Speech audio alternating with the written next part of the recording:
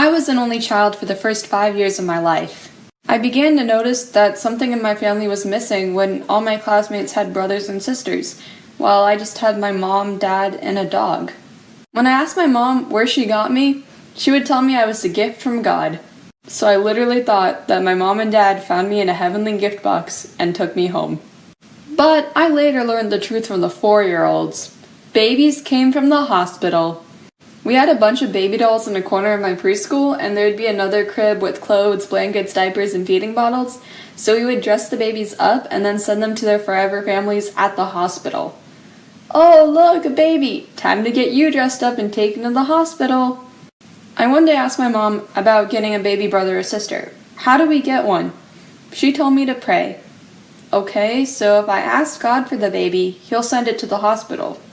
So every day during preschool prayer time, I would say, "Dear God, please give me a baby brother or sister to play with."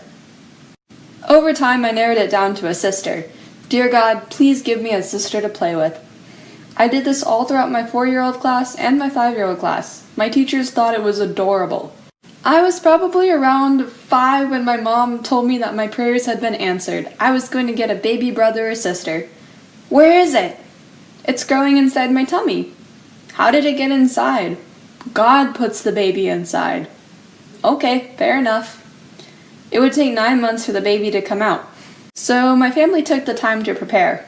I remember my mom bringing home these magazines to me and showing me how the baby looked at all the different stages.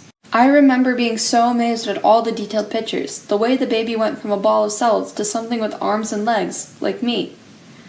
My family also took me to one of those prep classes at the hospital where they tell you all about what to expect when you become a big sister or a big brother. They probably went over a lot of stuff, but what really stuck with me that I still remember now is them telling us to be careful with the baby's head because the skull wasn't fully formed, so it had soft spots. I literally started feeling my head. I thought it was so cool that something as hard as a bone could be soft at some point.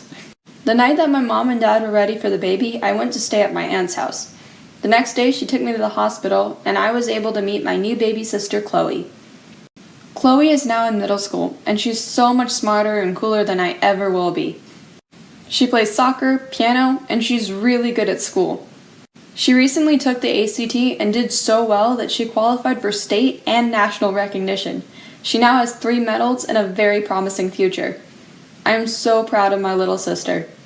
Chloe, I know your intelligence is going to take you to some great places, and as your big sister, I want you to remember to always use your mind for good and stay rooted.